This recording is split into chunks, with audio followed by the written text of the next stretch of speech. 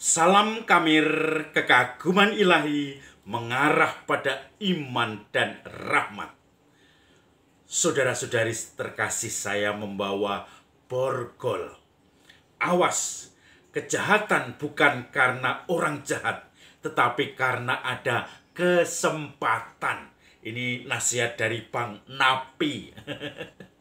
Saudara-saudari yang terkasih, saya ingat dalam stasiun televisi swasta dulu ada Bang Napi yang memberi nasihat karena liputannya adalah liputan tentang kejahatan-kejahatan. Suatu saat saya mengunjungi lembaga pemasyarakatan dan saya menemukan seseorang yang mau ngobrol dengan saya. Dia rupanya wajahnya murung, mulai bersedih karena kemudian dia menjadi tahanan dan dia akhirnya merasakan penyesalan karena membunuh pacarnya. Saudara-saudari yang terkasih, kenapa? Karena pacarnya yang dicintainya, pacarnya yang selalu dia nanti-nantikan, dia berkorban untuk apapun demi pacarnya itu, tiba-tiba mengkhianati dirinya. Coba bayangkan saudara-saudari yang terkasih. Lalu dia tidak tahan, kemudian dia membunuh perempuan itu atau bekas pacarnya yang meninggalkan dia. Maka saudara-saudari yang terkasih, sakit hati membuat dia membunuh orang, lupa daratan, dan akhirnya menghabisi nyawa orang lain bekas pacarnya, orang yang tadinya paling dekat dengan dia. Seakan-akan menjadi Tuhan sendiri yang menentukan hidup dan mati. Maka saudara-saudari yang terkasih, dia akhirnya menjadi Bang Napi dan kemudian membawanya dengan borgol sebagai simbol bagaimana dia melakukan kejahatan. Saudara-saudari yang terkasih, Injil hari ini juga bicara tentang Yesus bersama murid-muridnya yang mengadakan perjamuan terakhir. Lalu Yesus membuka percakapan dengan mengatakan, sesungguhnya ada di antara kamu yang akan mengkhianati aku, yang menyerahkan aku. Maka saudara-saudari yang terkasih, para murid Yesus menjadi tegang. Siapa mereka? Siapa di antara kita? Bertanya-tanya, saling curiga. Di situ duduk juga orang yang dekat dengan Yesus, murid yang dikasihi Yesus. Maka Petrus memberi kode, coba tanyakan siapa yang akan mengkhianati guru. Lalu kemudian Yesus menjawab, orang yang kepadanya saya beri roti ketika setelah saya mencelupkan roti itu ke dalam anggur. Kemudian akhirnya dia pun lupa dengan pernyataan Yesus itu. Dan setelah itu rupanya Yesus memberikan roti kepada Yudas. Dan Yesus kemudian mengatakan, Yudas, pergilah, kerjakan cepat-cepat apa yang segera kamu kerjakan. Yudas pun pamit di antara perjamuan malam terakhir dengan murid-murid Yesus itu. Lalu teman-temannya tidak ada yang sadar karena Yudas itu pemegang kas keuangan para murid. Sehingga mungkin Yesus menyuruhnya untuk memberikan ini atau itu, membeli sesuatu yang kurang, atau untuk berbagi pada orang miskin. Tetapi yang jelas mereka tidak peduli lagi. Lalu Yesus mulai bercerita bahwa anak manusia harus menderita. Kemana aku pergi, kamu tidak tahu saya pergi ke situ. Dan kamu tidak bisa ikut. Lalu Petrus dengan bangga mengatakan, Guru, kemana engkau mau pergi? Saya rela mati bagimu. Lalu Yesus mengingatkan Petrus, sebelum ayam berkokok, engkau mengkhianati aku 3 kali. Saudara-saudari yang terkasih, Yesus merasakan pengkhianatan dari murid-murid yang dikasihinya. Yudas yang menjualnya, kemudian Petrus yang nanti mengkhianatinya juga. Tetapi Yesus mencari apa yang dikehendaki oleh Tuhan.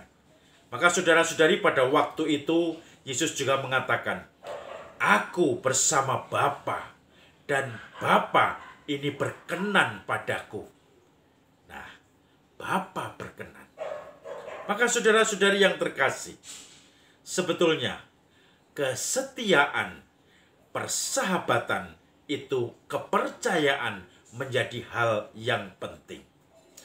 Ada satu sikap yang saling bermusuhan atau saling bertolak belakang. Yesus dikhianati oleh orang-orang yang dipercayanya, orang-orang yang dekat dengannya. Kemudian Yesus tetap, walaupun kecewa dikhianati terhadap Bapaknya, dia selalu memberikan yang terbaik, menyukakan hati Tuhan.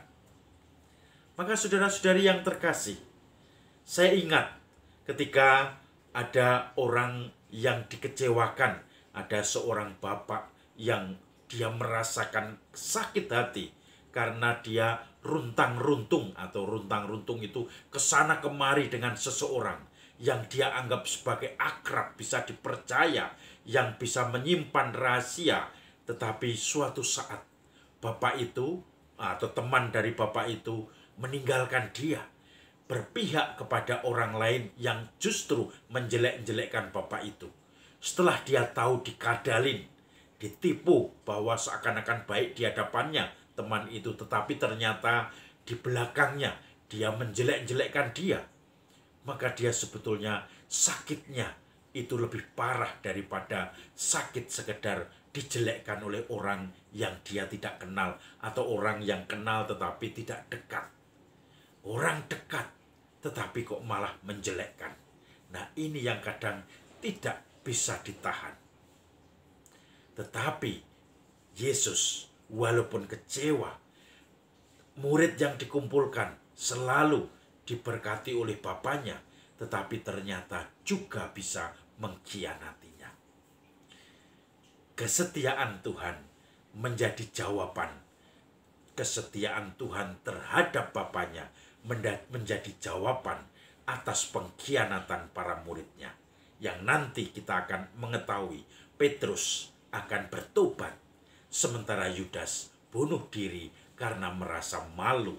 Kedua-duanya merasa malu karena ternyata Tuhan tidak menghukum mereka, tetapi mengampuni, menerima, justru menguatkan. Saudara-saudari yang terkasih, Yesus dalam konteks ini selalu ingin menyukakan hati Bapaknya. Saya teringat ketika saya pulang, itu selalu bertemu dengan bapak saya, ibu saya. Bapak saya waktu itu masih hidup, ya. Sekarang sudah dipanggil Tuhan. Tahun lalu, Juli 2021, tanggal 18 atau 16, saya lupa. Tetapi intinya adalah setiap kali saya pulang ke rumah, saya berusaha membawa oleh-oleh yang menyukakan bapak dan ibu. Makanan, kemudian juga ada yang bakmi goreng, ada sate ayam, tetapi ternyata mereka yang makan biasa. Tetapi ketika saya memberikan makanan yang spesial, bapak saya kelihatan daharnya, makannya semakin semangat. Oh, seperti itu. Maka saya mencoba menyukakan bapak dan ibu seperti itu. Tetapi kemudian saya mulai memahami, suatu saat saya mengajak mereka untuk keganjuran, berdoa di hati kudus Yesus. Mereka lebih semangat.